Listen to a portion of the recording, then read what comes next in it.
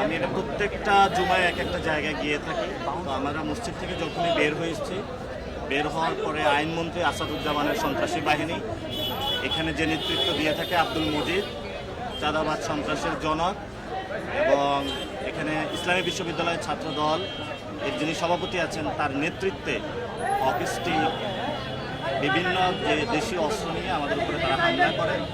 আমাদের জায়গা থেকে আমরা শান্তি শৃঙ্খলা বজায় রেখেছি এবং আমাদের অনেকের ফোন, ক্যামেরা থেকে শুরু করে মানি ব্যাগ তারা হলো সেখানে আমাদের চিন্তায় করে নিয়ে যায় তারা, এবং তারা অনেকগুলো ডিম নিক্ষেপ করে। আমাদের অনেক ভাই এখানে আহত হয়েছে অফিস টিকের আঘাতে।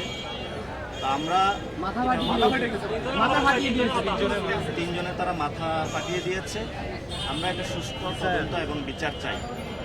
যিনি আইনমন্ত্রী দেশের, সেখানে তার এলাকায় যদি এই ধরনের আইন শৃঙ্খলার অবনতি হয়, সেই জায়গা থেকে আমরা মনে করি যে আইনমন্ত্রী তার জায়গা থাকতে পারে না।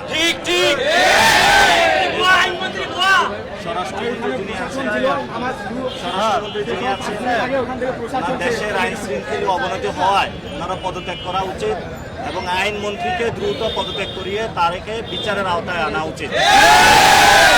আইনমন্ত্রী যখন একজন সন্ত্রাসী হন, তার হাতে বাংলাদেশের আইন নিরাপদ না। ওনার হাত দিয়ে জুলাই সংস্কারের যে আমাদের আইনগুলা হয়েছিল, সেগুলো কিন্তু প্রত্যেকটা আইন রহিত করা হয়েছে তার হাত দিয়ে। এই জন্য যতদিন এই আইনমন্ত্রী থাকবে ততদিন বাংলাদেশের সংস্কার এবং আইন নিরাপদ নয়। আমরা অতি দ্রুত তার এবং গুন্ডা পান্ডা বাহিনী যারা এখানে অ্যাটাক করেছে আমাদের উপর হকি স্টিক দিয়ে, তাদের আমরা বিচার চাচ্ছি। স্বরাষ্ট্রমন্ত্রী হয়তো এটা বিচার করবেন, অথবা আমরা ঢাকা স্বরাষ্ট্রমন্ত্রীকে ঘেরাও দিব। এটার আমরা বিচার নিয়ে ছাড়বো ইনশাআল্লাহ। ওরা ফেসবুকে ওপেনলি পোস্ট যে পদ্মারি নেতারা ছাত্র দলের বিষয়টা আগে থেকে পরিকল্পনা ছিল ডিম বানায়। ওরা দুই গ্রুপ পরিকল্পনা করছে।